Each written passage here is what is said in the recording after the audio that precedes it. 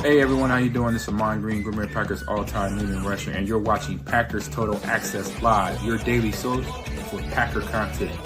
Go Pack, go!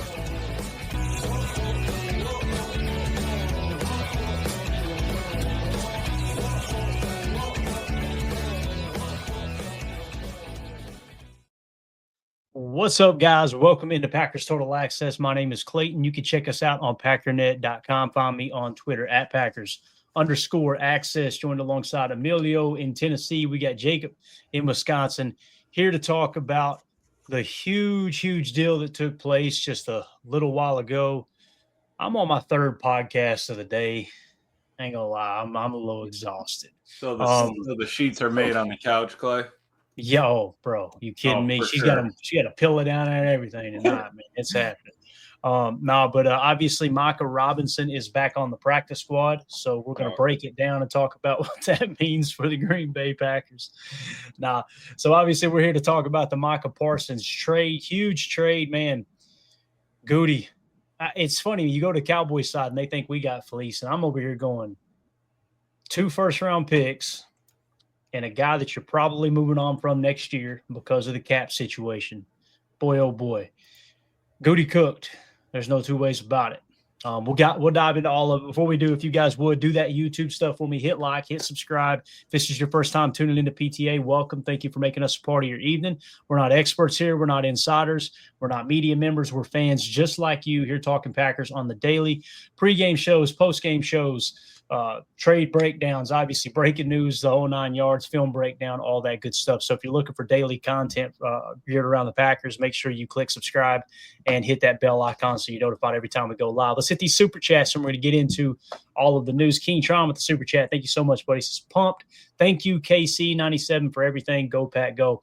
Yeah, Kenny, we've talked about this. How many times have y'all heard me say over the last 3 years, man, Kenny's a great guy, but it's just not showing up on the field, and listen, there's a value there obviously for a guy who's a locker room leader and all that. We find out at the end of the season, battled a foot injury last year. That explained all of the one tech playing 2 gaps with the touch spy, everything we talked about there. But wish nothing but the best for Kenny Clark. As I told several Cowboy fans, you got a great human being coming into the building. If you're looking for someone to help establish the culture there, that's the dude. I'm not going to lie to you and say, hey, this guy's a great football player. I don't think he's great. I think he's good, probably would be a good assessment. But obviously, wish nothing but the best for Kenny. Next super chat here, Drake Jackson. Thank you so much, buddy. He says, that's a 10 spot. Thank you, man. He says, you called it, Clayton. No way anyone was going to give up 3 first-round picks and a player like Gary. 2 firsts and a 30-year-old is much closer to your first, third, and a player. ESP. All right, now come on. ESPN Milwaukee is what it says. Quiet here. So, listen, man. Pete, I'll say this about ESPN Milwaukee: they get paid to talk sports on the daily, and they've got to make it interesting. It is what it is. It's part of the business. Especially when you work for the 4-letter network, they seem to be, that's their thing, right? Is, hey, we got to create reactionary stuff. But appreciate the kind words. I'm going to choose to take the high road there, but I really do thank you for the super chat. And here's the thing, like the first and the third, I was talking about first, third, and a player. That was not Rashawn Gary, by the way. You know what I mean? I'm not going to BS anybody. I did not see Kenny Clark being in this deal. Did you guys see that coming at all, or did that catch y'all off guard as well? No, didn't see that at all. Caught me off guard for sure. Looking at it now, almost 30, and money-wise, that all starts to make sense. And I was listening to a little Cowboy stuff before we hopped on, and they were already talking like, well, what's going to happen? We're not even going to have Kenny next year. I mean, we're just bringing him in for this year. We're probably not even going to sign him back. And it's like, wow, they're talking about taking the 2 first, and they're going to try to maybe use this as a plan for their quarterback future. Maybe take our 2, move up in the draft, go get Arch or something. But dude, they're going through it. Yeah, definitely. So again, when I said a first and a third, that's obviously we wanted Micah Parsons. We talked about that. Like, I'd be willing to give a first and a third. And as I was going through the day, it's funny. I was thinking, what if they wanted 2 firsts? I would want something back. You know what I mean? That's what I was thinking as I was out working today. Like, if they came back and said, no, we want 2 firsts and a player, well, you got to give me a third back or something. the fact that it's Kenny going out there, and now you're going to look to get that cap off the books, that if everything that I think is going to happen, you're going to absorb a huge cap penalty this year, and then Kenny's off the books next year. And you're still going to be somewhere around $3 to $4 million in cap space this year if you choose to absorb it all. And I think you've got to, because it accelerates to the current year. So that's kind of the trade-off for me, Jacob, is here's a player that I know we've been real vocal, and we caught hell for it because there's many people that like Kenny Clark. Like, I don't see him being the answer at defensive tackle, which is why we were so vocal going into the draft. If you'll remember, Jacob, like, hey, probably need to try to draft a defensive tackle this year. And because we just didn't see Kenny as the guy of the future. Now, obviously the foot injury being explained, that kind of, okay, well, maybe he was just banged up. Maybe he'll have a much better year this year, but it's obvious Scooty was ready to move on. What do you think about that, Jacob? Anything you want to add, man? Yeah, I think that's all pretty well said right there. My biggest hindrance was that I thought, like you said, the 2 draft picks, and then there was also people talking we need 2 firsts, a third, a fifth, maybe throw in a player like Dobbs or something like that. No, I don't want to do that. I can't taste that chicken. The fact that, like you said, we were able to scoot out of there with just giving up 2 firsts. First round picks are not a small deal, so understand that, but not in my wildest dreams did I think that Jerry Jones would say, all right, you know what's going to make this deal happen is if you throw in a 30-year-old D tackle that's been on the decline for the last 3 years. That to me was just, all right, take my money. And then you walk away thinking, did you make the deal? Do we make the deal? Run. Is this real? I'm excited about it. Yeah, surprised the heck out of me, man. Keen Traum with another super chat. Farm and tax Super Bowl window wide open. That's a fact, buddy. That's a fact. And here's what you're getting with Micah. Like we had said, he's a better pass rusher than Rashawn Gary, but not as good of a run defender. So now you've got Gary on one side, who's arguably the best edge rusher run defender in the entire league. He led all edge defenders in run stop percentage last year. And then on the other side, you've got a speed, really a well-rounded pass rusher in Micah Parsons, but mainly speed off the edge, got good bend, all that stuff. And by the way, if you want to get real creative, Emilio, you could slide him back to stack backer with Edgerrin Cooper. And, I mean, you could fire those guys from all different directions. I think Halfley is licking his chops right now for sure. Yeah, you could make a couple of looks, a load mug look. You could make the coffee house with a double mug look and moving people around. I mean, adding that, even if you're considering them edge back or whatever, adding that to the backer group, a bunch of speed is added. Adding that to the D-line group, a bunch of speed. And I just, like I said, we had talked about it. I just didn't want to give up a farm. We're clearance shoppers for sure. And the way I think it kind of went down was, they think that Jerry kind of maybe like outplayed his coverage just a little bit, played a little bit too fast. And they're on the Cowboys side saying, why didn't he do this back in March if he wanted to do that? Really, draw it up, make it a big deal, have everybody else bidding on it, draw up the price, then actually be able to use those picks this year. And they think that, just coming down, they had practice starting tomorrow because they have the Thursday night game. So he would have had to, they would have really had to make a decision, being able to move on from that. I feel like it was Goody was Dwight in The Office when he bought the car. And he was like, you're going to sell me this car right now. No, you are right now. Do it now. Sold it, man. Over. And by the way, at the Redneck Brawl, Emilio, you remember the family that came up and we introduced you to? Yeah. Yep. Des, the young girl, that's Mandy's little cousin. She was like, me and Mandy babysat her when we first started dating. Like, she was little bitty. She's a big Cowboys fan. She texted me just a few minutes ago. Oh, boy.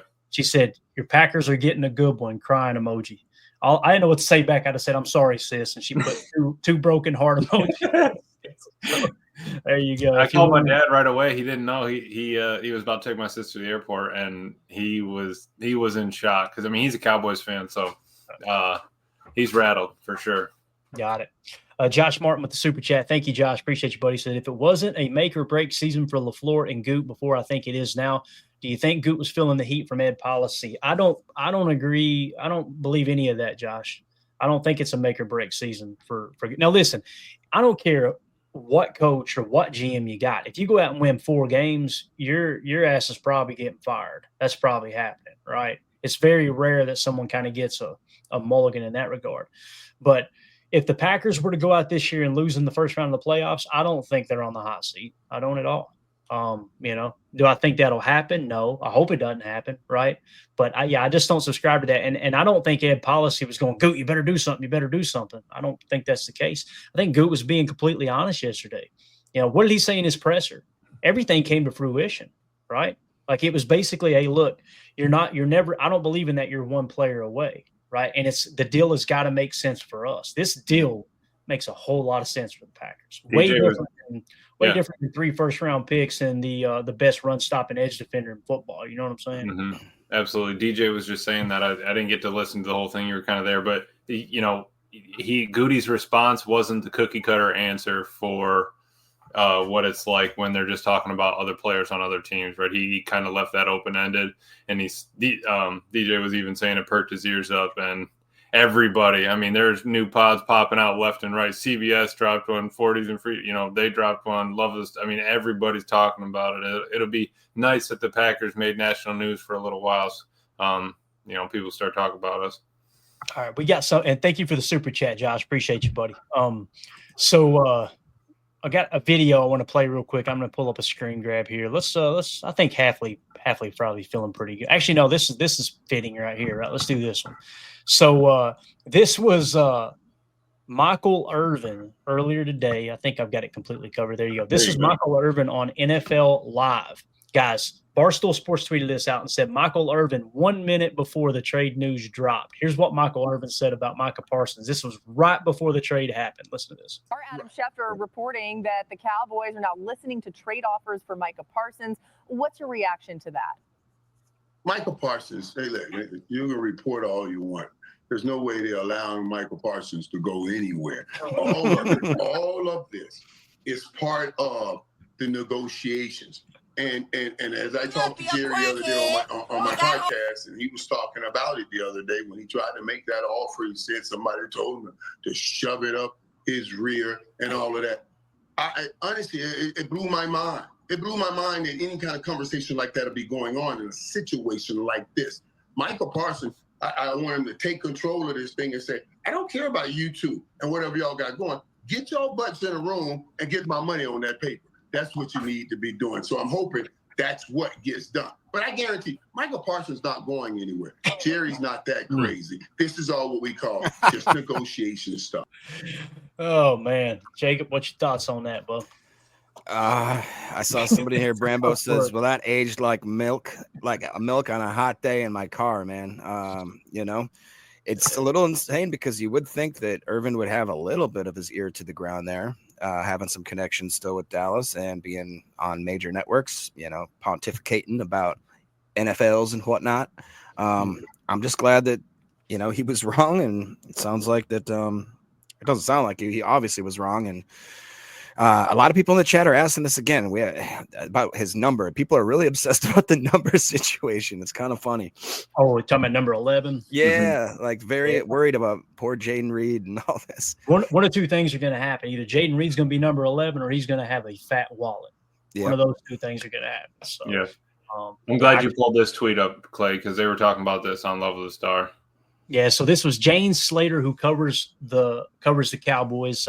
If you guys don't know who she is, she's an awesome reporter, been with NFL Network for a while, and obviously down there in Dallas in that area. She said, I spoke with Micah Parsons this evening. He says, genuinely gonna miss y'all. He says he and his team went back to the Cowboys about an extension with, quote, empathy when the trade interest was leaked this week. The Cowboys' response, according to Parsons, was, quote, play on the 5th year or leave.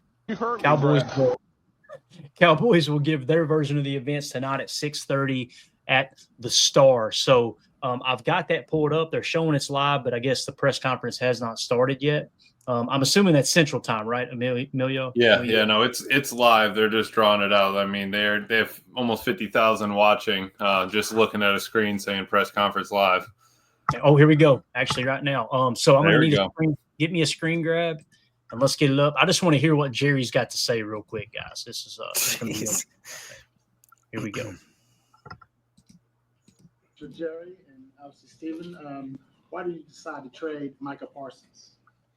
Well, without being too broad, obviously, we did think it was in the best interest of our organization not only the future, but right now, this season as well.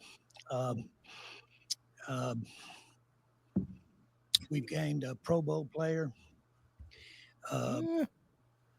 We gained a Pro Bowl player in an area that we had big concerns in on the inside of our defense. Let me go beyond your question.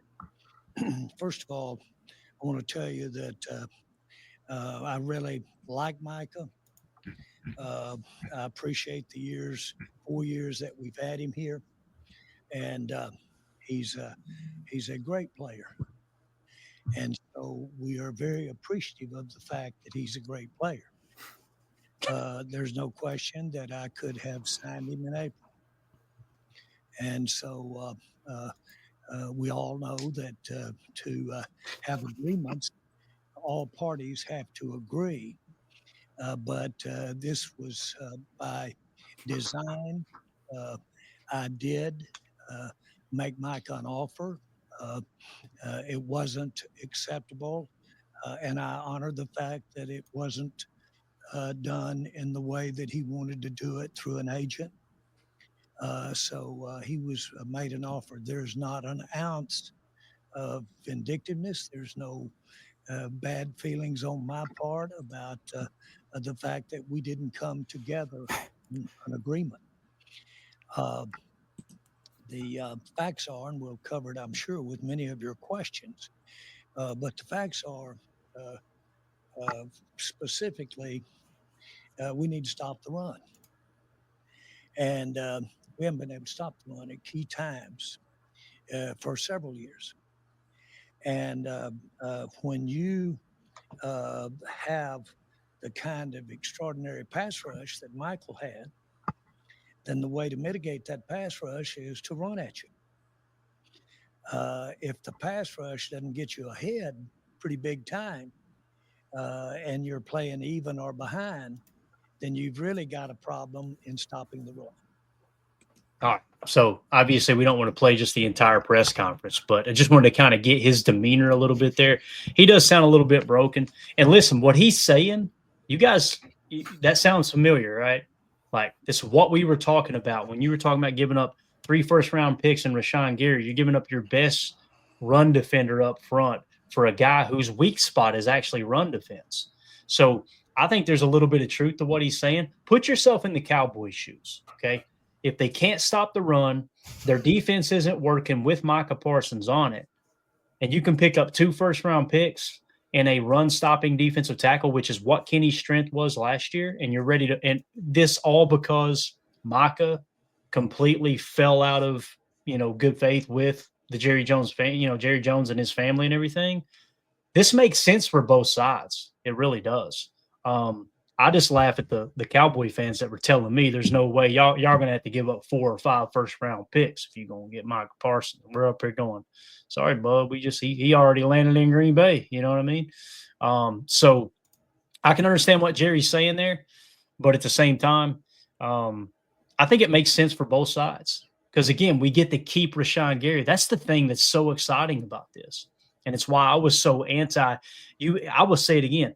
Anyone hearing my voice, anyone who thought it was a good idea to give up 3 first-round picks and Rashawn Gary for Micah Parsons, you don't understand football. Like, you don't understand the defensive side of the game. Like, that would have created this huge void on our defense, right? And yeah, you pick up a pass rusher, great, but if a team's running the ball back down your throat, go back and watch the 49ers beat us in the playoffs several years ago before Hafley got here, right?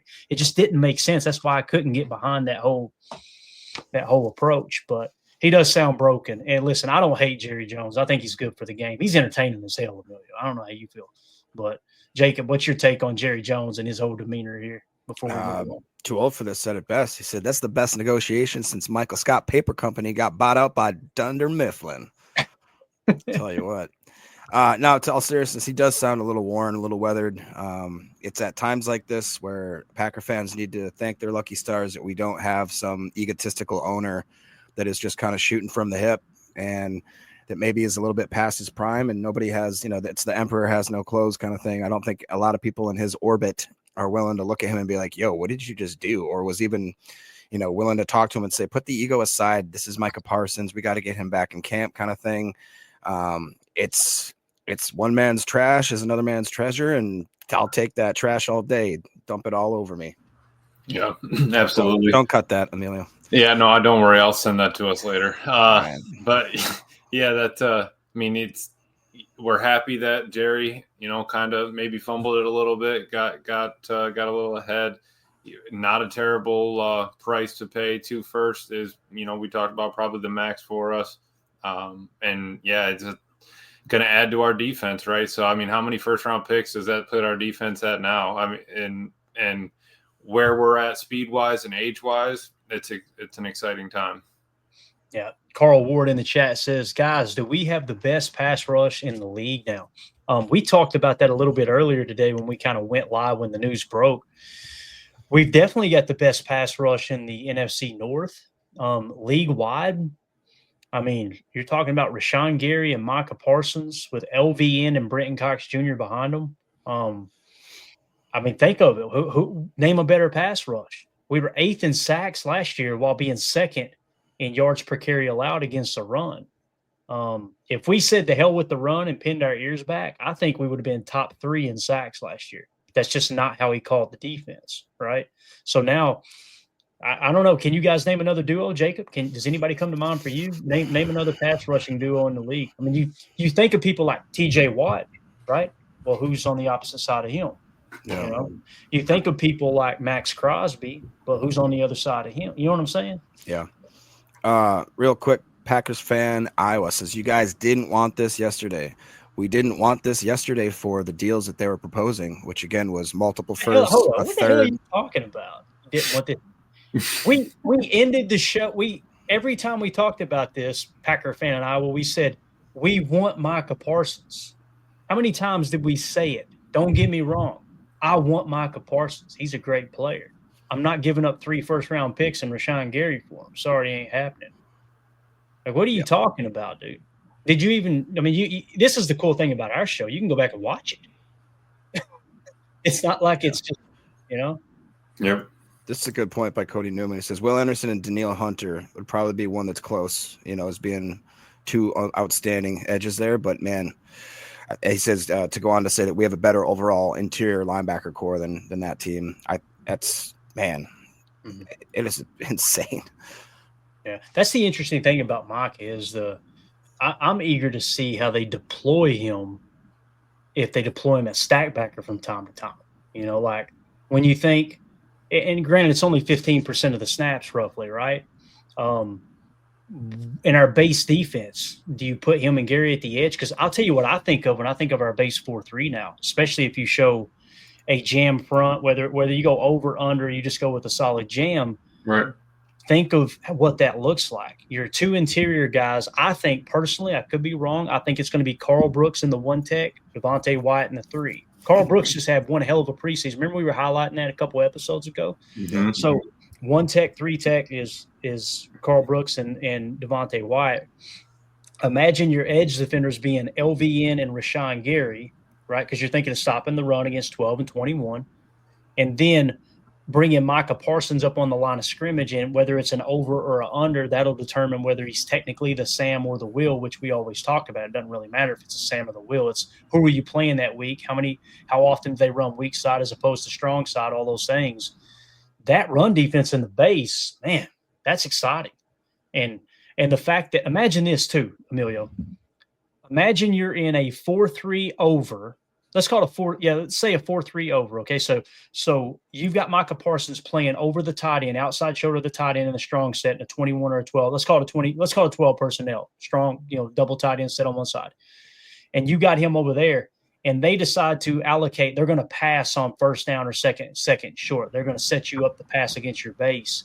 Right. And they allocate 2 blockers to Micah Parsons, and then he jab steps, drops back a stack backer, and you bring Edgerrin Cooper off the opposite side.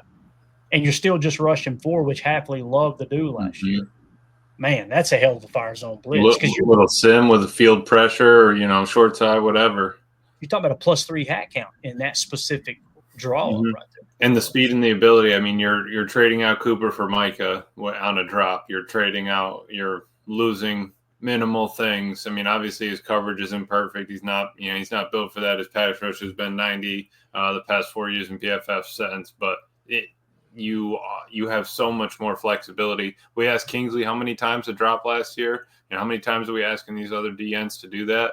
And being able to flip flop with Mike, I think halfway is got to be just twiddling his fingers trying to figure out what he can do and draw up. And I'm pretty excited. And on top of that, Coach Covington getting his hands on Micah as well, and bringing that same kind of energy to practice every day, teaching him, let's rip, shred. And I think that's also going to kind of help. I mean, I was worried about it a little bit last night, having,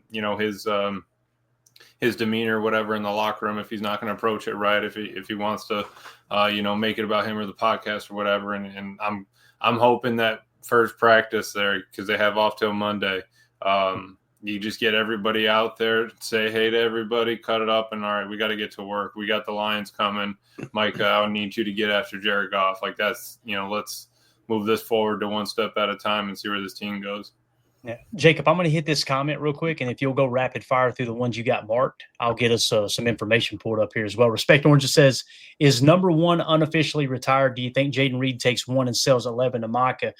Number 1 is officially, it's not hanging on the facade, but as I was informed by the team historian, that is set aside for Curly Lambeau.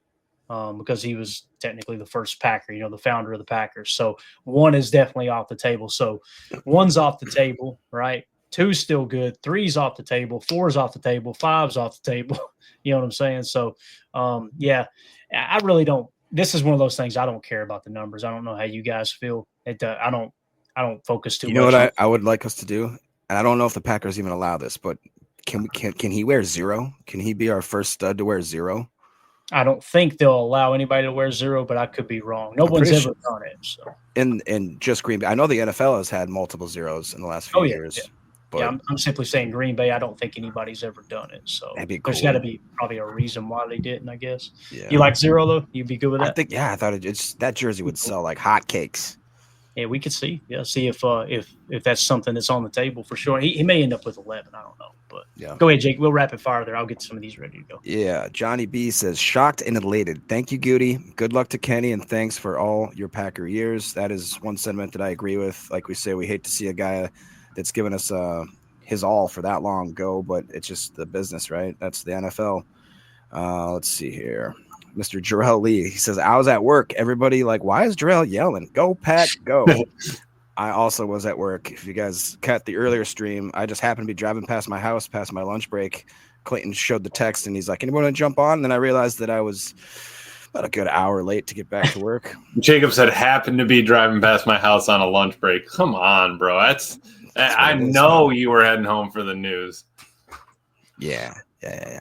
Adam Kesmer says, saw podcast, Paul Farrington show, where they said Jerry originally wanted Rashawn Gary. Packers said no. Then LVN, Packers said no. Then Kenny Clark, which is ridiculous. And then the host said thanks, basically. So I don't know how I haven't heard that podcast, but it's pretty incredible there.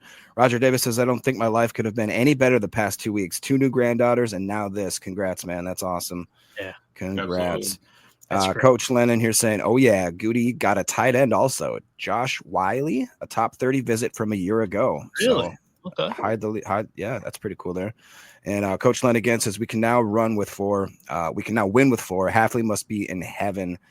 Honestly believe that too. JT Womack made a similar comment earlier today. He said, just put Mike at a wide 9, LVN at a 5. And man, that seems pretty scary in my opinion, with obviously Gary on the opposite side there. And then we'll get here with Hobo on Soul. Says this is going to make the DB room look a lot better too. That is for sure. What we always say, pressure pit coverage sack kind of thing. So definitely agree with that.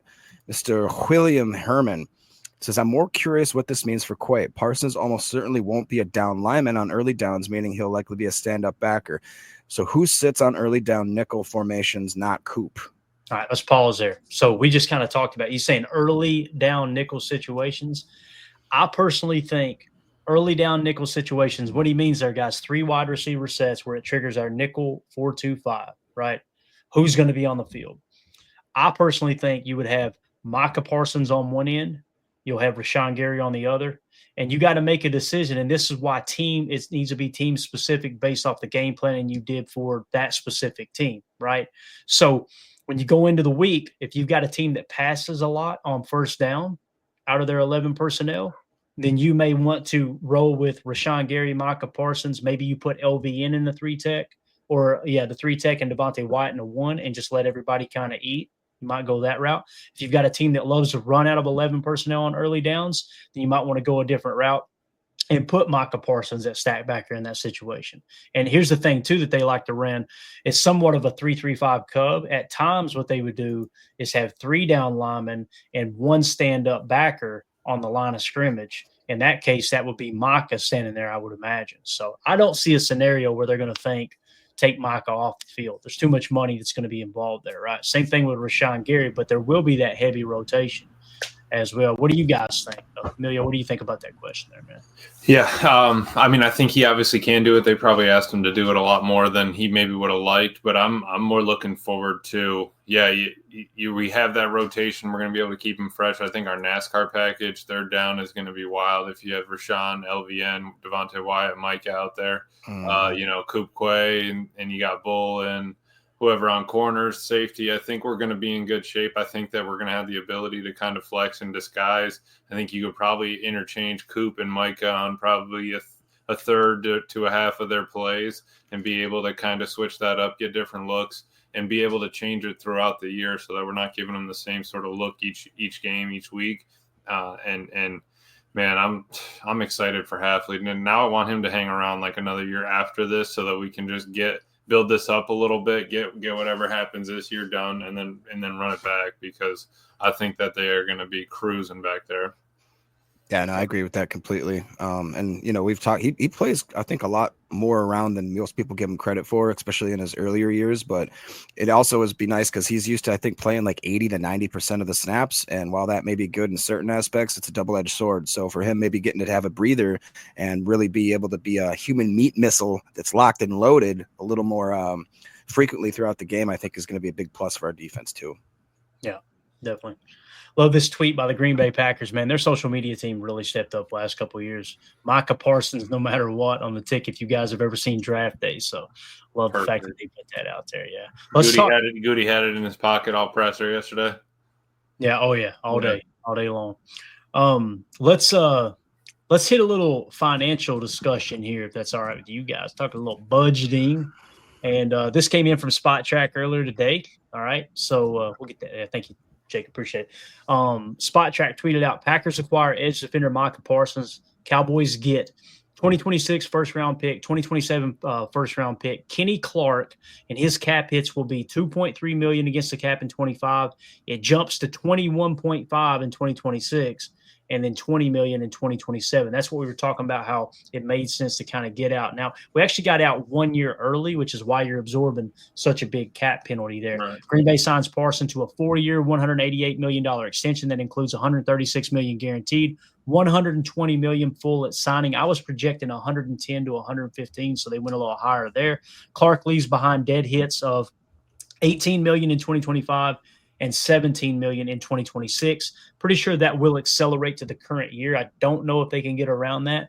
But with that being said, I've got the cap table here pulled up. Now, keep in mind, the Parsons stuff is not finalized yet, okay? What I wanted to show you guys is the 2026 cap table here for the Green Bay Packers, okay? If I can get it to zoom in just enough here, hopefully. So look at the cap space next year, $44.8 million in cap space. This is before Micah Parsons' cap hit next year.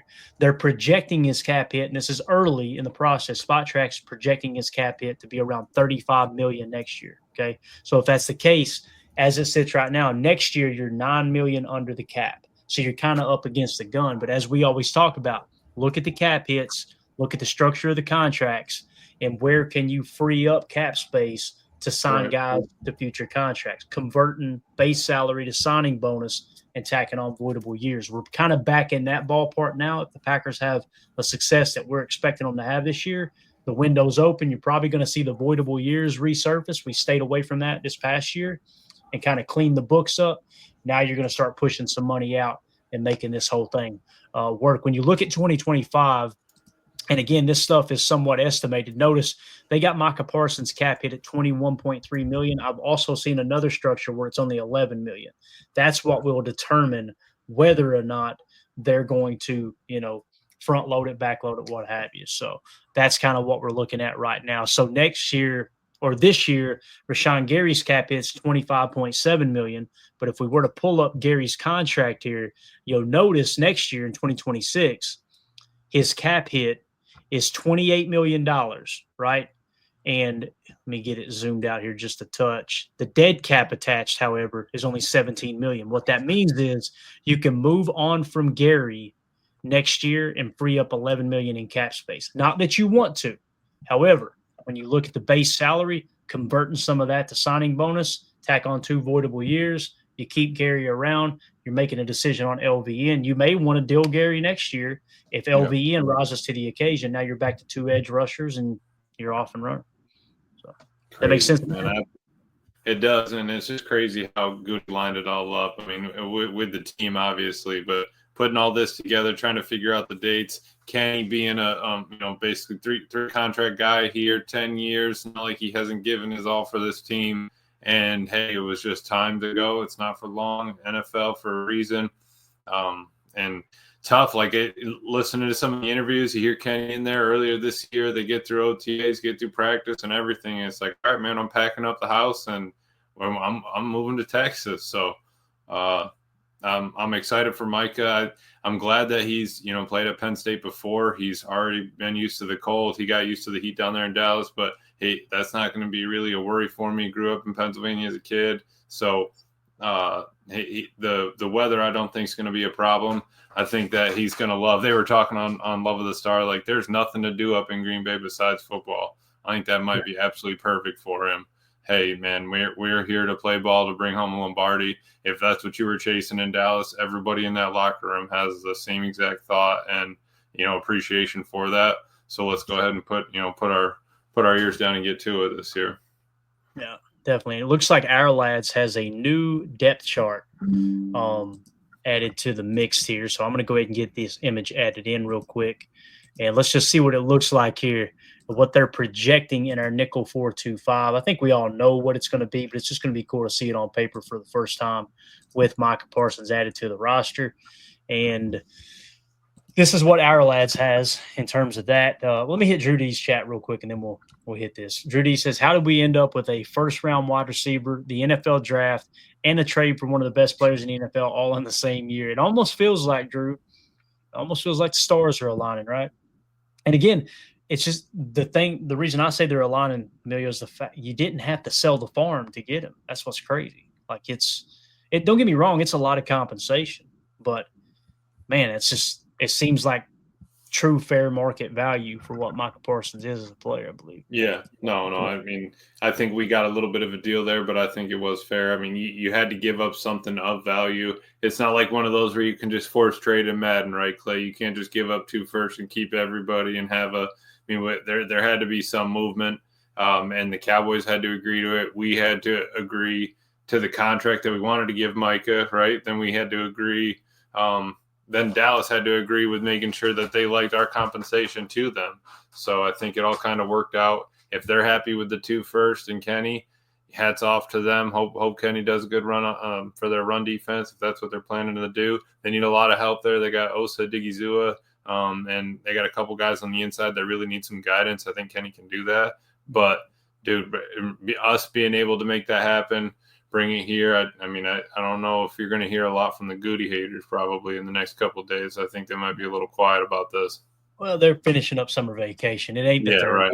You know what I mean? So when you look at the edge room here, Micah Parsons at right defensive end is what they got. Rashawn Gary at left defensive end. Nose tackle, exactly what we talked about. Carl Brooks playing the 1 tech, Devontae Wyatt in the 3. Nazir Stackhouse backing Carl Brooks up at the nose.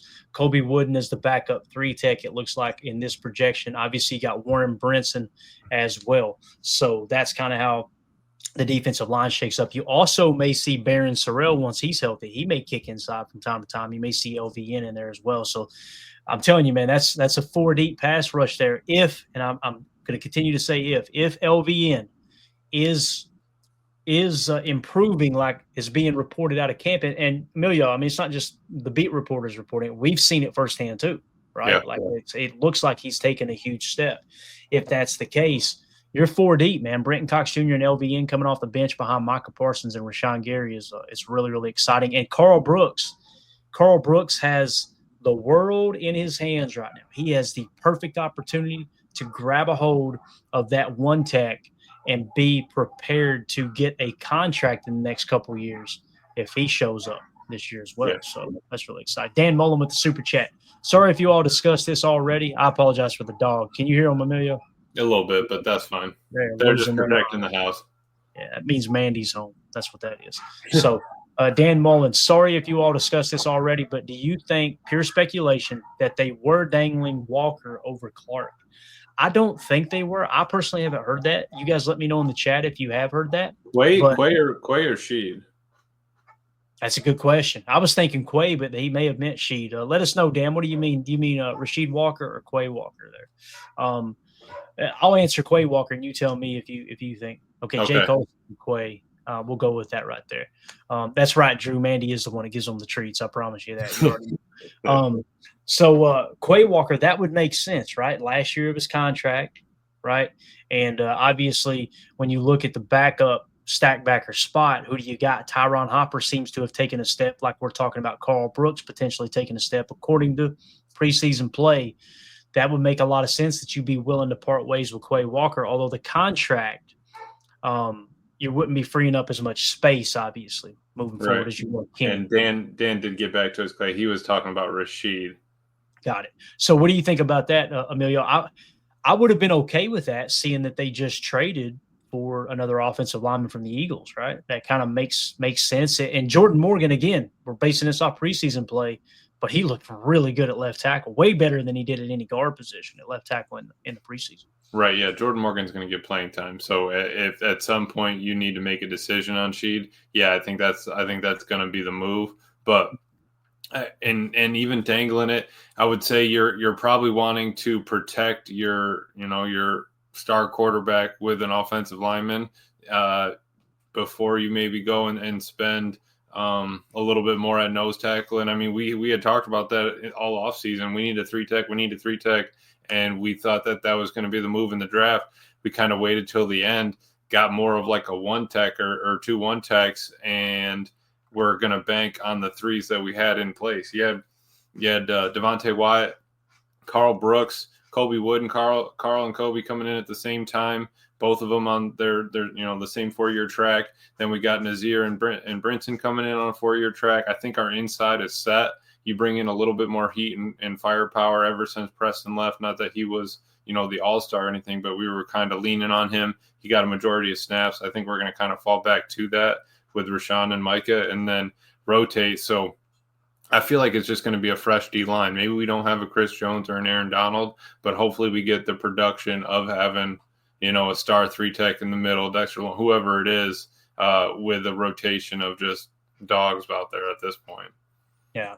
Holmes MD1 says, I'm not thrilled that the guy has a back injury. Holmes, are you talking about Micah Parsons? If you guys could specify, like when you make a comment like that way we don't have to ask you. I don't want you guys to have to wait on the answer, obviously. But if you're talking about Micah Parsons, that's the other thing that kind of upset the apple cart with the Cowboys. The MRIs came back completely clean on Micah Parsons. There's nothing wrong with his back. He was playing that angle, right? Is what was going on there. And to that point, would Green Bay have even done the trade if they knew something major was going on, right? And is Green Bay even able to get their trainers or whoever to look over Micah? Are they able to do that before the trade happens? Is this trade still just pending a physical once he gets into Green Bay? Yeah, I think he's fine, to be honest with you. Me too. I was just wondering. I mean, it's not something they can send out there and do the physical in Dallas. He's got to come into town to do that. Isn't that right? Yeah, I would imagine. Okay. That's what it would take. Now, maybe there is concern, home. Maybe I'm overlooking it, but I took it as there was nothing there.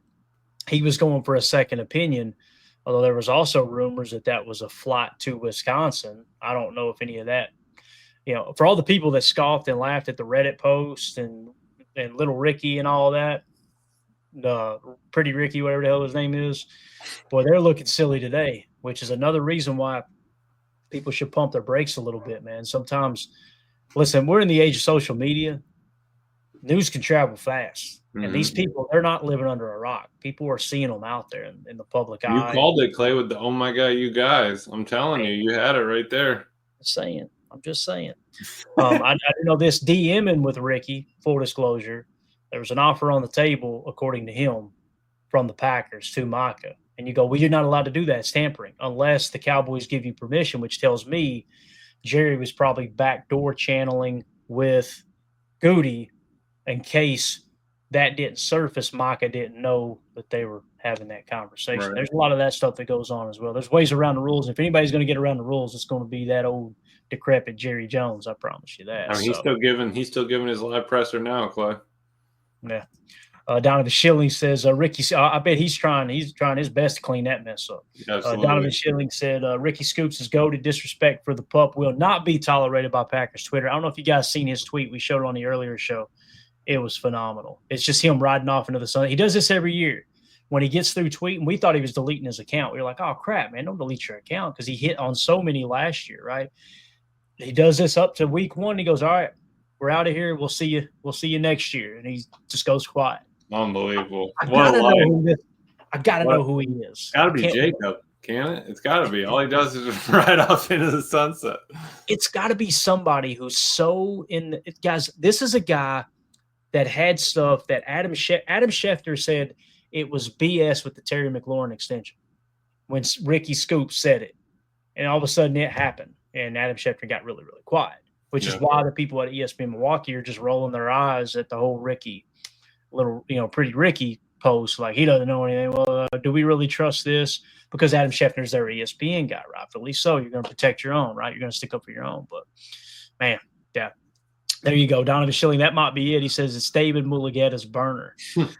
It's somebody like that, for real. It's someone who's really within the know, and they're getting fed information from someone who knows what the hell's going on. And here's what people will say, well, he's missed on stuff too. Show me one thing he's missed on.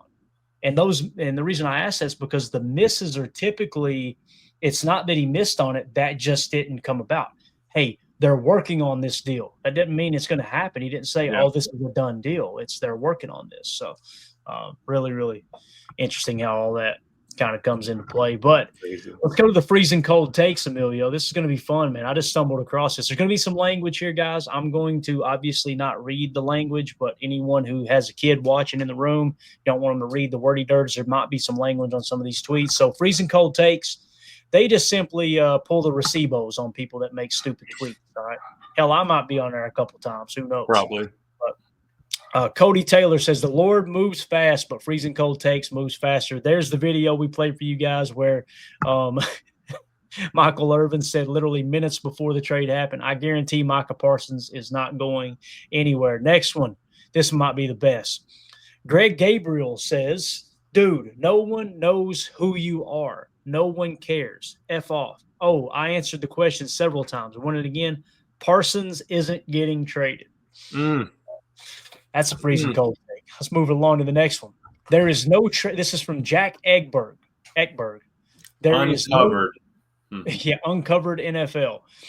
There is no trade offer on the table for Micah Parsons. There are no talks happening between Green Bay and Dallas. Everything you're seeing is BS. Just desperate people grasping at straws for their chance at going viral and getting the dopamine hit that comes with it. That's a freezing cold take.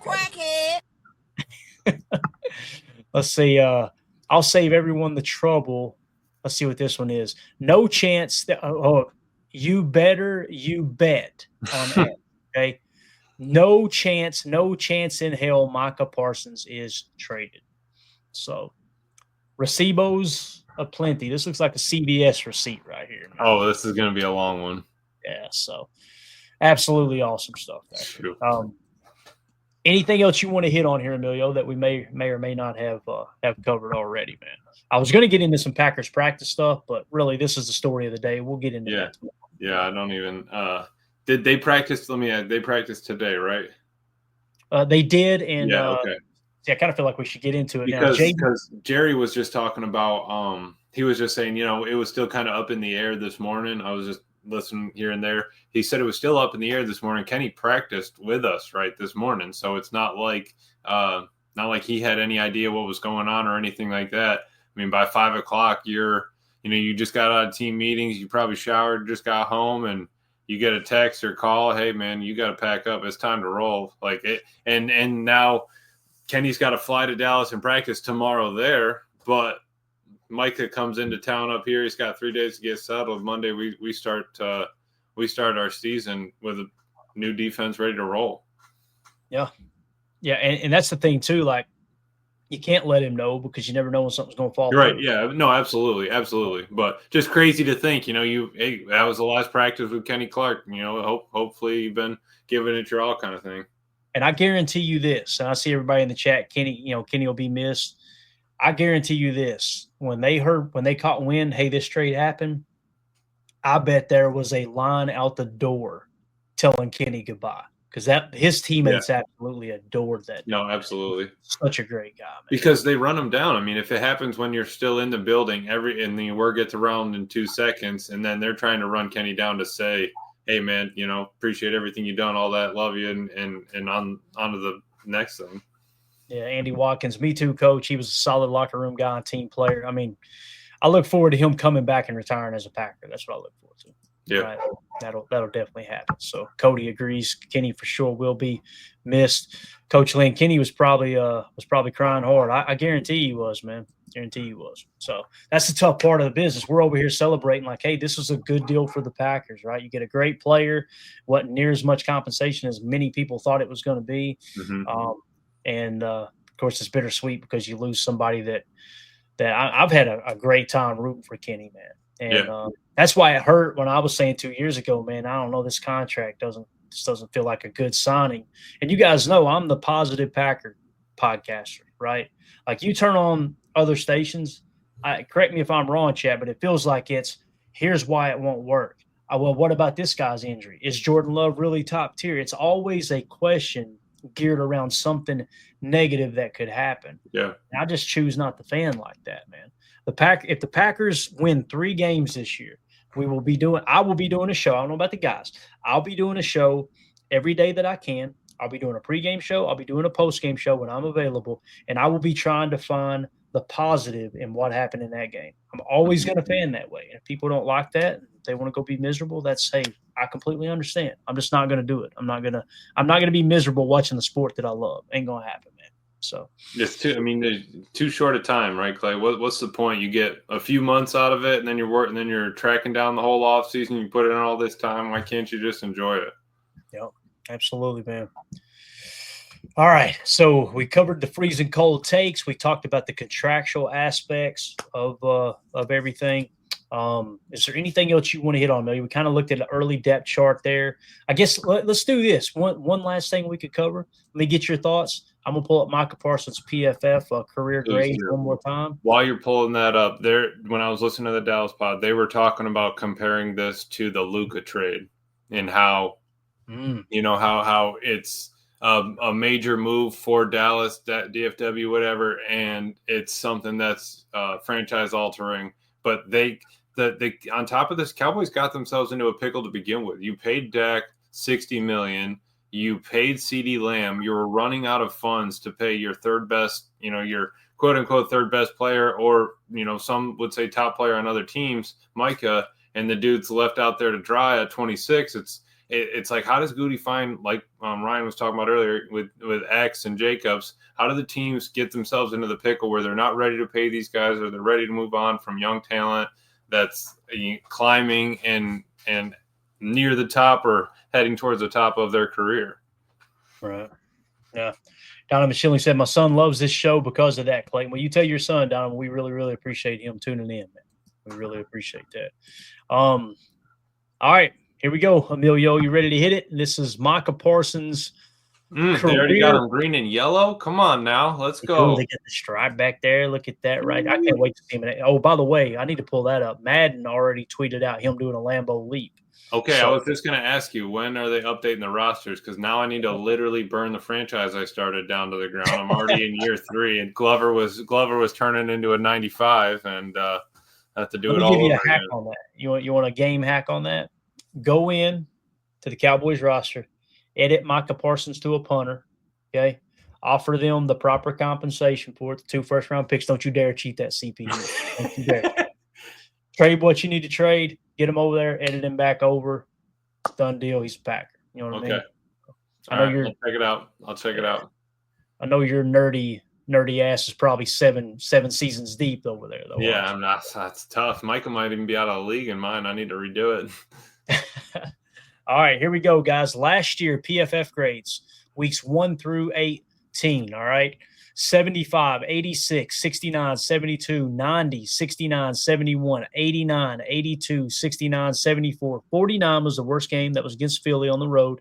And then a 90.2 in that season finale against Washington. Here are the career grades. Starting in 2021, his rookie year. Keep in mind, his rookie year, he played, it might have even been his second year too, Emilio. I'm trying to remember. I know he played at least 1 year where they played him primarily at stack backer, the way we play Edgerrin Cooper. We would blitz him from time to time, but he played stack backer, right? Yeah.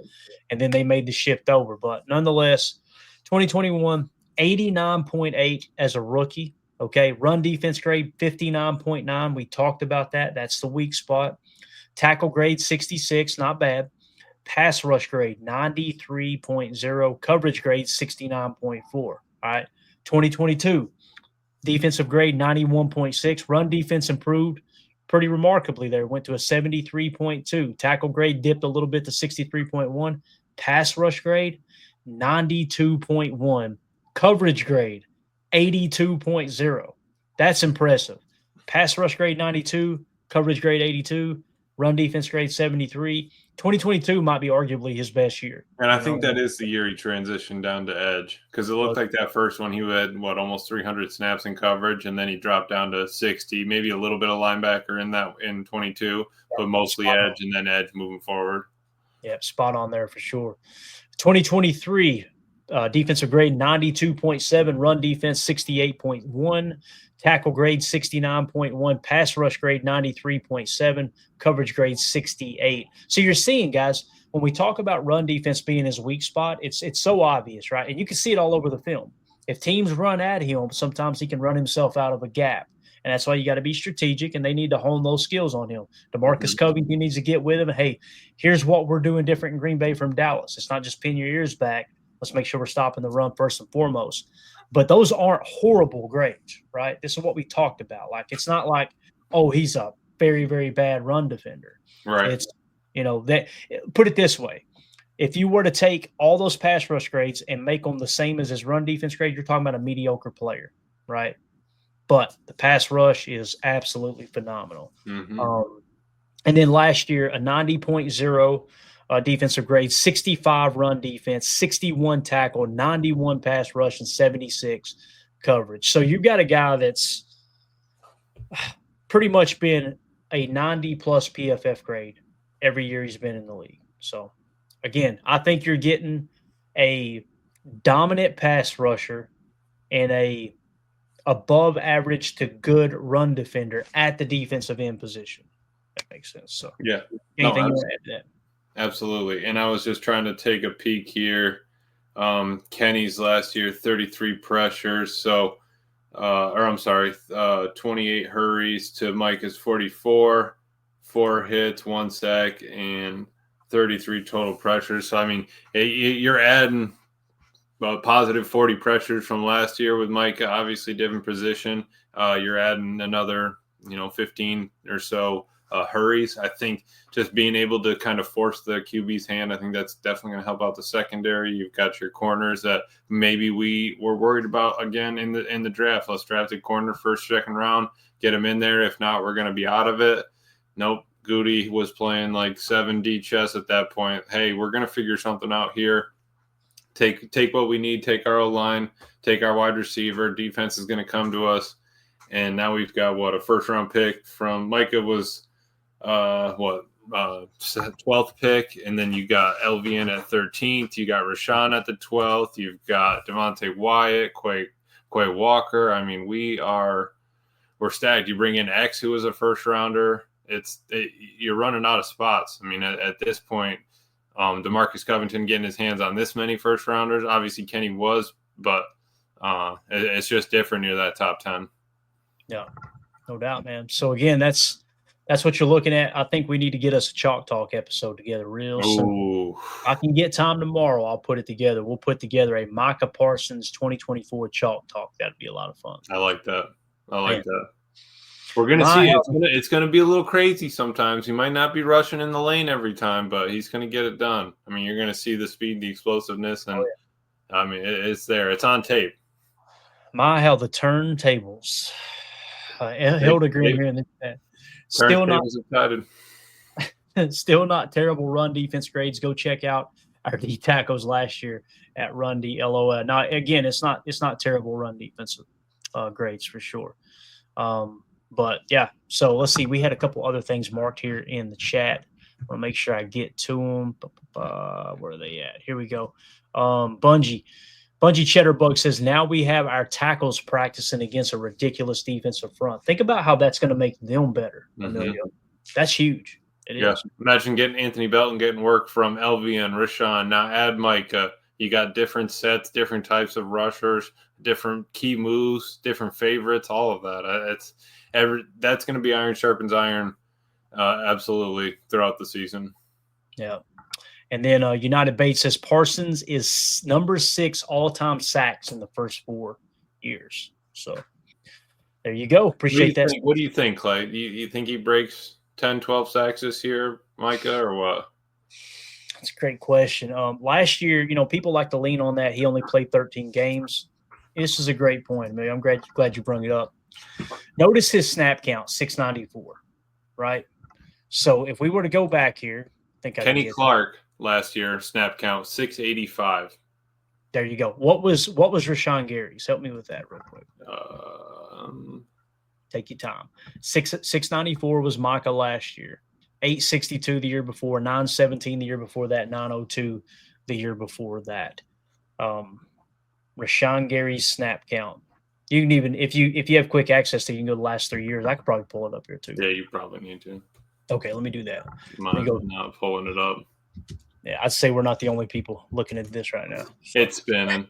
But yeah, I mean, looking at Kenny's 685, 259 on run defense, 420 on pass rush. He had a 59.3 defensive grade last year. Run defense of a 57.1, tackling 49, pass rush 63, and a coverage of 64. Got it. All right. Last 2 years for Rashawn Gary. Obviously, 2022, he had the knee injury. So let's remove the knee injury year. So a normal year under Matt LaFleur, keep in mind, multiple different defensive coordinators. This is what I'm talking about with the snap count, right? Gary in 2021, 681 snaps, okay? In 2023, 586 snaps. In 2024, 638 snaps. So you're on average about, let's call it 630 is what it looks like, right? Well, last year, Micah had 694, but notice the year before he had 862. My question is, are we going to continue? Is Matt LaFleur going to continue with that heavy rotation, right? I think we probably will. So with that being said, on 694, he had 12 and a half sacks last year. I think somewhere between, realistically, Emilio, somewhere between 11 to 15 sacks is what I'm expecting. But what I'm most excited about personally is the pressure rate and him occupying double teams. What will probably happen if they decide we're going to double team Micah Parsons. And I don't know if they will based off how our defensive front is. I know some people are just completely convinced that's what's going to happen. I'm not that sold on that. If it does happen, watch Rashawn Gary's production go up, LVN's production go up a bit if they're truly having to bend in the opposite direction in that regard. Well, that's it. Taking eyes off of those guys is something that they've never had. I mean, Rashawn had been the king on the line for how long? How many times did he get the doubles? How many times was he getting pushed off and chipped and everything like that? So I can totally see that. United Bates in the chat numbering off the sack leaders. Number 1, White was 70. 2, Gastineau was 60.5. Number 3, Thomas with 58. 4, J.J. Watt with 57. 5, Ware with 53.5. And number 6, Parsons at 52.5.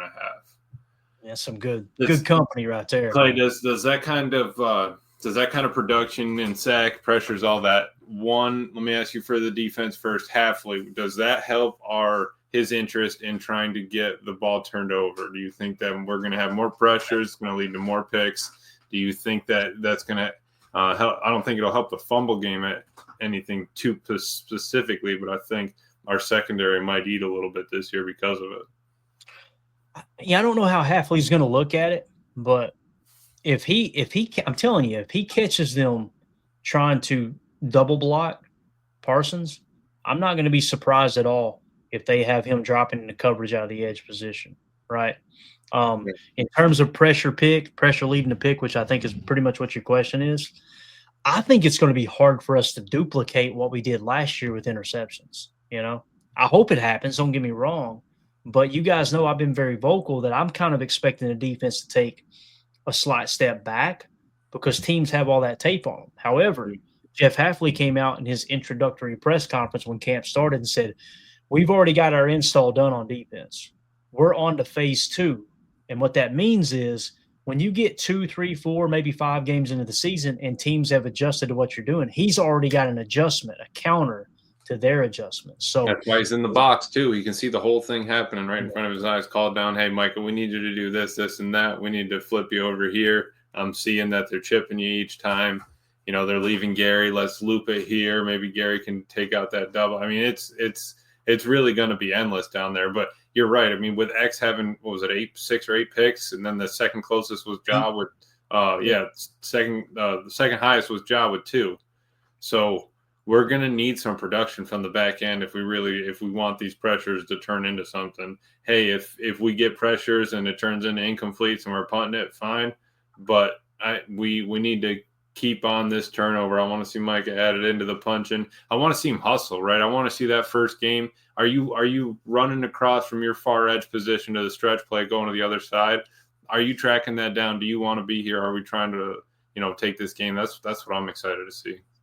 Yeah. Definitely.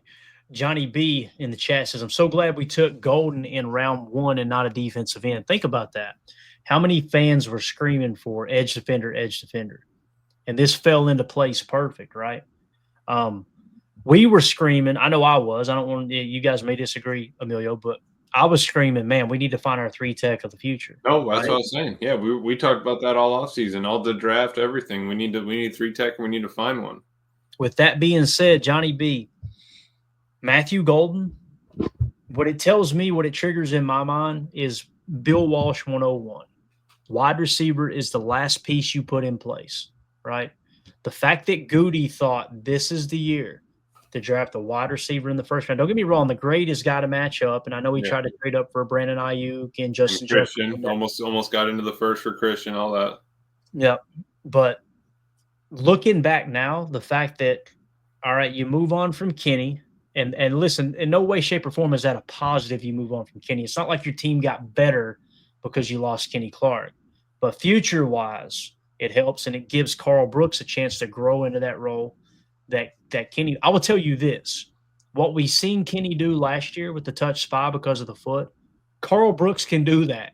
He can do that all – there's not a defensive tackle on the team that couldn't line up in the A-gap, engage with the guard in the center, and then play on his heels 2 gaps and just kind of lag back. Colby Wooden can do that. He's blown up in camp, and we thought he was on the bubble. Wrong. I mean, that dude's ready to step up, and he's going to be getting serious snaps now. Right. Yeah. And so, Cody Newman here in the chat said Colin Oliver can learn directly from the source now. I think that's going to play a big role. I think that'll be huge to get. That's his style, right? Like we're saying, is he a stack backer? Is he an edge rusher? They think of him as an edge, at least the depth chart suggests. But when we seen him at stack backer on his college tape, breaking it down, coming out of the draft, kind of feels like that type of build, right? That Micah Parsons type build. Not that he's that level of player, but that's the style of player he is. Yeah, no, absolutely. Yeah. A good point. But back to that question, though, about Matthew Golden. So glad we drafted Matthew Golden. Oh, my God, man. Yeah. And that's the hindsight we're talking about, right? The Monday morning quarterbacking. When they took Matthew Golden, it's okay. Is he going to be a project? You guys remember when they drafted him, I immediately was like, this means Goody has a higher grade on Matthew Golden than he had on Jaden Reed, than he had on Christian Watson, than he had on all these guys that have been great wide receivers for us, right? That should tell us he should be a step ahead. And I'm, get off the pod that night, and I honestly probably sitting to the side going, what are the chances of this guy being a home run? He looks like a home run so far. So now you get Jordan Love building chemistry with a future number one receiver. Not that we need one that we just force the ball to, but a guy that's that caliber player. And now you got the edge rusher of the future added, whether you keep Gary around for the next 3 years or not. And Devontae Wyatt was in the 90 percentile amongst pressures and interior defensive tackles per snap. That's important to mention because he missed time with the ankle. Hopefully that's healthy. We haven't even talked about Edgerrin freaking Cooper. Edgerrin Cooper, guys, here's the other thing. Micah Parsons has won Defensive Player of the Week one time in, I think, each of the last 3 years. Edgerrin Cooper won it twice last year. Edgerrin Cooper accomplished something last year that Micah Parsons hasn't accomplished. 2 Defensive Players of the Week in the same year. That was according to Homer on the Homer Hour. I didn't fact check it. I'm assuming it's accurate. We got Edgerrin Cooper there. Look at Evan Williams back there with Xavier McKinney. He made the PFW all rookie team. Yep. It's going to be interesting, man. And that's why I said 10 to 13 wins is my. I was just going to ask you, where has that number changed at all? 10 to 13. When I say that, guys, it means, look, low end, if barring any crazy injuries like Jordan Love out for the year, or, insert any other, Rashawn Gary out for the year, somebody like Xavier McKinney out for the year. Barring that, I'm expecting somewhere between 10 to 13 wins, right? With Micah Parsons now on the team, you moved on from Kenny. I feel comfortable saying I'm closer to 12, 13 than 10 or 11. So I feel like this is, you're in that 12 to 13 range. Again, you got to go out there and do it. And the coaches got to get the guys prepared, and the guys have got to be able to adjust on the fly when they get thrown those curveballs and they're getting out schemed. And as Brett Favre once said, way to overcome your coaching, right? That's not the best of coaches, but there's times where players have got to adjust on the fly because, hey, we're getting out coached, we're getting out schemed, right? Yeah. So what about you, Amelia? What would you put them at, man? No, I think that almost kind of locks in my 12. I think that we need to. Someone in the chat earlier, sorry we didn't mark them all, but they were saying, we finally have beaten the Bears in the offseason. I think that's a W. I think that they are.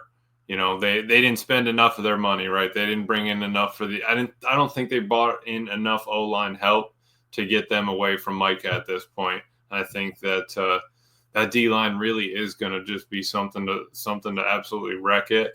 And I'm looking at it like, all right, is this the Reggie? Is this the Charles Woodson of this team, right? We've talked about that before. Is that what it's going to get us over the hump? I almost really need us in the NFC Championship at this point. I think I was saying that would be a good year last night to one of the questions. After this, I almost want them in there. So it's, we need to be pushing that 28th pick. That's kind of where we need to end up. And then you'd be getting the most benefit out of this trade, bringing Micah in, not losing a lot on those picks. And even Jared, he goes, "Now I just want you to know we got those 2 picks, but that doesn't mean we can't take those picks and get somebody this year." Like, all right, Jerry, that's okay, buddy. We know you're going to take those and get Arch in the draft. That's fine. Yeah, man, that's again, I know Packer fans hate Jerry Jones. I don't hate him, man. I think he's good for the game, and it's to me it's kind of bittersweet because and I know we made fun of him. You seen the screen grab earlier. I threw up on the screen. It's all in good fun. He's on his way out, right? Like, let's be honest. Like, it's such a horrible fish. It is what it is, right? It's the turning of a page, the end of an era. The reason I respect what he's done in the game of football, he revolutionized the way that the NFL did business. and giving teams a little more freedom and going out and getting their own sponsorship, this and that. He's a guy who risked everything, and I mean everything, on wanting to own a team. His father almost disowned him because he wanted to buy that professional team because he had struck it so rich in the oil business. Right. He said on that, you guys need to watch that documentary. Whether you hate the Cowboys or not, it's a really good. It's just a football history documentary. Is really what it is. The new Cowboys documentary on Netflix. He said when he drilled that oil rig, he said that, and he described it. And I'll botch it. I won't try to go into all the detail, but he said it started spitting, and then it started coughing, and then it started roaring, and that oil came out of there. He said, I made $100 million off that one rig, that one drill. He said, Crazy. And I remember thinking, I just bought the damn Dallas Cowboys. Like, he loves the game of football. And he said it before, I could be anywhere in the world. He's filthy rich. He could be anywhere in the world doing whatever he wants. And he chooses to be there running a football team. I respect that. Yeah. But that's a dream. Could you imagine owning your own team? And I think we would all agree we would do it different than Jerry does. But as a kid growing up thinking, man, what it would be like. You want to know what one of my dreams are, guys? Seriously, full disclosure, is to get my business to the point where I'm financially secure enough to where I can buy a luxury box at Lambeau Field. This is a long-term goal for me, where I own the tickets to that box and every seat in it, to where I can have people that I care about come and watch the game. I can have Emilio and Jacob and Tim in that box with me. We can randomly pick a bunch of listeners to come in. If you, oh yeah, good luck with that, Clayton. It ain't going to happen. Bet against me. Come see me, and it may take a decade. Right. But to me, that's the closest I'll ever be to owning an NFL team. And that just sounds glorious every Sunday, going up there and sitting in that box and just taking it all in with 80,000 of the best human beings you'll meet in your life. Because I'm telling you, the people of Green Bay and Packer fans, it's what sold me on being a Packer fan when I didn't have a favorite pro team back in 2003. Just love everything that they represent. So I understand where Jerry's coming from. Good chat. Cough. Bates, Jen Wright, sign me up. Yeah, coach. LOL.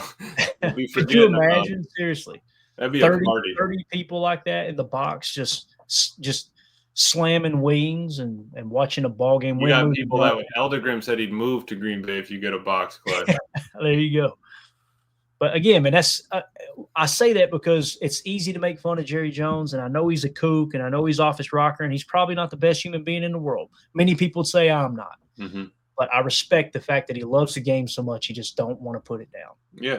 Hey, you set some goals. I mean, are you going to get up every day? You're going to try and chase them, or are we just going to be going through the motions? Are we going to complain that that's the thing about it's like, well, he's just rich. You just support rich people. No, that dude, he gambled.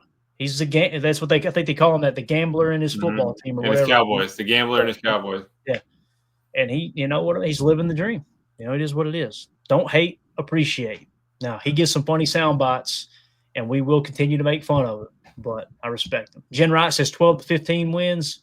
Sign me up, Jen. That would be absolutely awesome. Will you feel better, Clay, if they go ahead and take those two picks? I mean, I guess I'm kind of answering my question, but would you feel better if they take those two picks, package them, and go get one player with it? Are you still going to be watching those two picks as whoever gets drafted in those spots? Are we still going to run that down and do a little comparison? I will never look back and be like, oh, we shouldn't have done it, because at the time you do what's best for the organization. No, absolutely. But yeah, I think you've got to. To me, that's in the business world, that's due diligence. It's malpractice if you don't look back and go, all right, we got to be realistic with this. Those picks turned into players. Yeah, let's check the P&L. What happened here? Who actually left? What is going to be there? You know, I'm a little excited to see who it ends up being, because it's kind of like that Rodgers thing. All right, who did all those picks turn into? How did we get where we were today without those picks? I think that maybe we got set up for this run now to do that. I mean, top 5 defense, Clay. I mean, that's. Hey, and it's the thing, man. If we fall back from, where we were last year, let's say we go from second in yards per carry allowed to 6th. And let's say pass defense, we go from whatever we finished 5th or 6th back to 8th. As long as we're a top 10 defense, we're good enough to win ball games. And I understand that teams have, film on every single game we play, and there's a chance this defense slides back a little bit. But you know what? There's also a chance the offense goes to number 1 from around the whatever they were, 8, 9, 10 mark, whatever it was, right? Yeah. And here's the thing. I don't care if we finish 25th in both categories. If we win close games, we figure out a way to ink them out and we win a damn Super Bowl. That's the ultimate goal. That's why I don't get hung up on sacks and this and that. Turnovers, you guys know, I talk about turnovers a lot because, man, that really dictates whether you win or lose a lot of ball games. Right. So protect the football, learn how to take the ball away. What's been the emphasis all camp? Ball king, right? So if you can somewhat stabilize the interception count from last year, if it drops a little bit, that's okay. But you come out of +5 or 6 because you force more fumbles and you go for that record, whatever that record was that the ball king set. It's going to come out in the wash. The goal is to be in every single game, every single week, and have a shot to win. That's why I get frustrated when casual fans go, we never put our foot on their throat. That's because we were up by 10 points, and we know now the clock is our opponent, not that team. Yeah. Like, win the game. Don't get cute. Don't try to impose your will on a team. Those are just catchphrases that casual ass fans say when a team doesn't do exactly what they want them to do.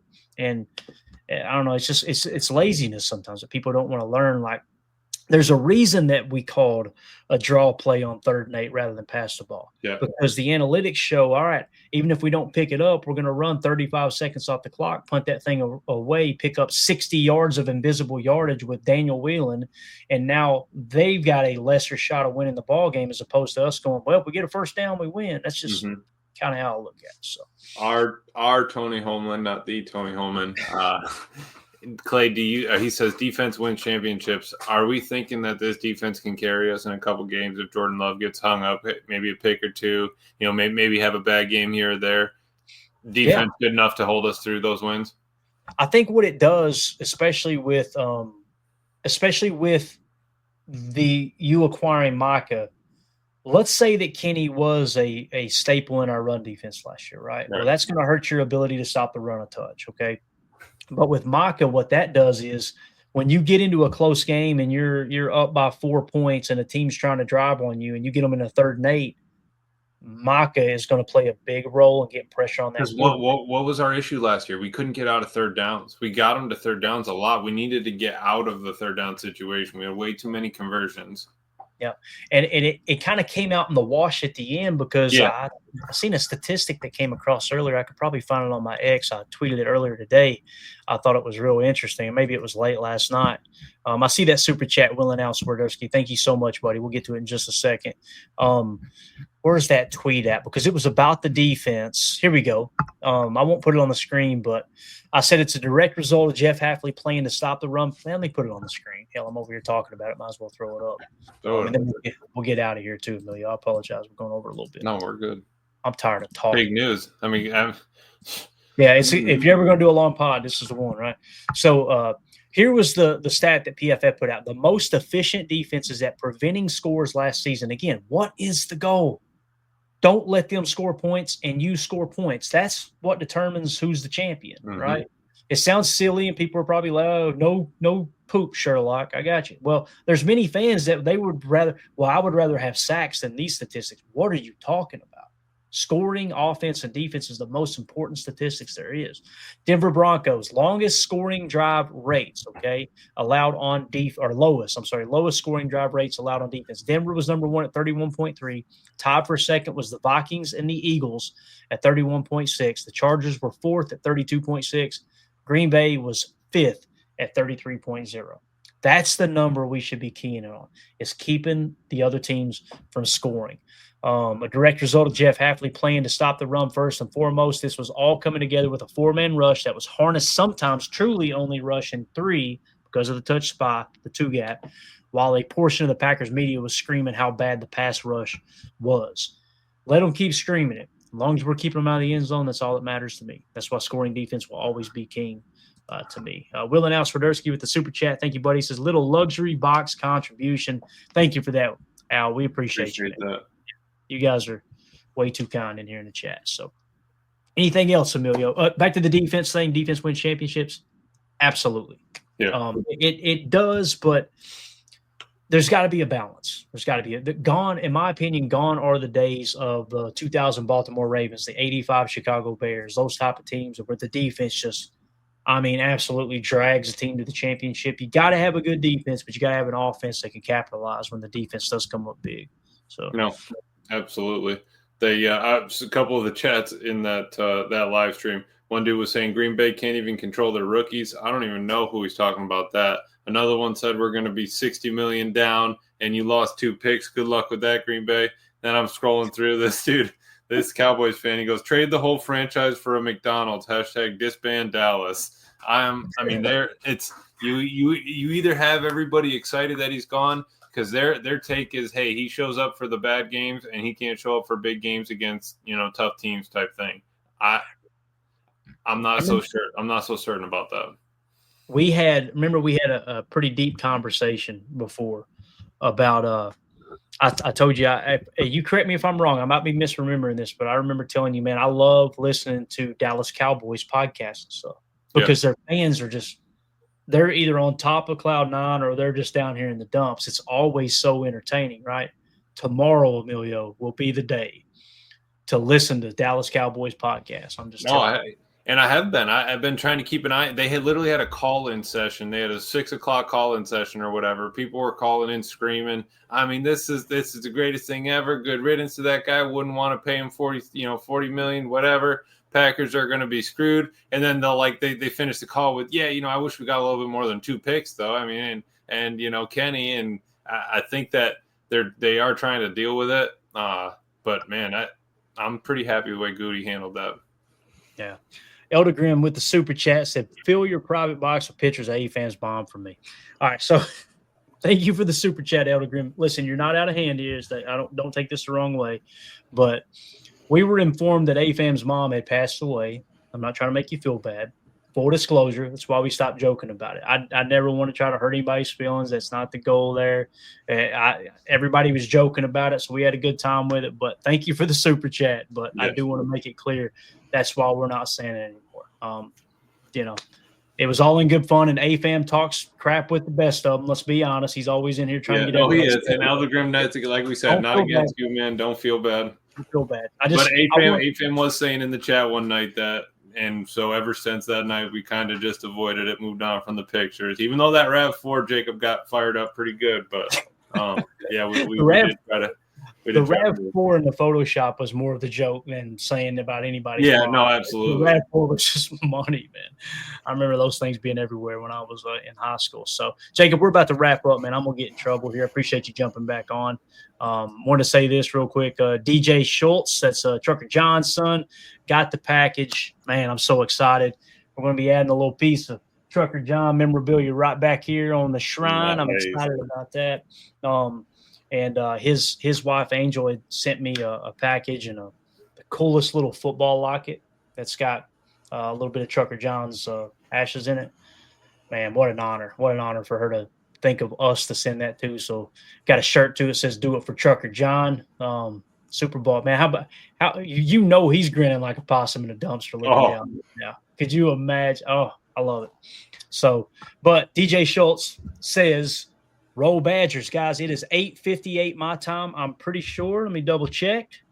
We are kicking off right now in 1 minute at Camp Randall Stadium. It's Wisconsin Badger football season. So we're going to get out of here. Jacob, you've got the final word here, sir. Well, if you guys knew what I just had to deal with, I'd tell you what. But no, man, what a good end to what a weird end to a great day. I think that the chat and the overall fan base is pretty happy. I got a chance to just scour through some Facebook groups of mine and obviously group chats and X, Instagram, all that stuff. It seems like the majority of people are over the moon, and I am one of them. We had our stipulations to what would be acceptable to make this trade and what we were willing and not willing to give up. And to me, Goody just smoked a freaking 600-yard drive right down the middle of the fairway, hole in one. Just happy Gilmore'd it. Have you seen that one, Clay? Have you seen that movie? The original, yes. I still haven't seen the second. Oh, good Lord. We'll talk about it in 20 years once he gets around to it. That's fine. Paul Bailey will be ready for it. I'll get my hearing aid out, and we'll be good to go. Does anybody know where you can watch the Badger game legally? Is it on Big Ten, or is that not a thing? I can't remember now. You care all of a sudden about stuff that's legal. Yeah, seriously. You guys know me. By the book. So I'm showing Fox Sports. It's free on Fox Sports. So, okay. But the real game you want to watch, Jacob's on FS1. It's UB versus Minnesota. Okay, the Bulls, baby. What about Central Arkansas and Missouri? Missouri's already is it home for Central Arkansas or what? No, it's at Missouri. Oh, because I was going to say they got a clean stadium over there. Good rebuild on college football 26. Yeah. Just saying. So, all right, let me give a shout out to everybody, man. Y'all were really, really kind today with the super chats. King Tron, thank you, buddy. Drake Jackson, thank you so much. King Tron again. Josh Martin with the super chat. Dan Mullins with the super chat. Will and Al Swiderski with the super chat. And Eldegrim, thank you so much. And honestly, Eldegrim, don't feel bad. That wasn't the reason I said that. I was just trying to inform everyone. Mm-hmm. Let's just let that one go. AFAM's a friend. I know he's a troll. He loves getting on everybody's nerves, but he's still a friend. And we don't want to hurt anybody's feelings in that regard. So we're out of here, guys. We'll see you tomorrow, 6:30 p.m. Central Time for PTA Live. Tomorrow's Friday, right? Oh, tomorrow is Friday, and it's a 3-day weekend, Clay. So what are we doing? Friday Night Lights tomorrow night, man. I think we'll do a show tomorrow night. I'll let y'all know. I might take the night off and put together I love how you just roll through them. That's absolutely awesome. I may put together a chalk talk for Micah Parsons tomorrow, and then we'll hit it on Saturday. That might be the way. Oh, this is Caleb with the news. Go Pack Go! Can't believe this actually happening, says Nick McSwain. So, yeah, Caleb, get ready, buddy. You're, I know you're a little light on your feet. Caleb said, "I'm getting sacked." 65%. 65%. That's what we. Perfect inning. All right, guys. Everybody have a great night. Enjoy the Badgers game, and let's go get that dub over at Camp Randall Stadium. Everybody have a wonderful evening. There we go. We're out. Bye, guys.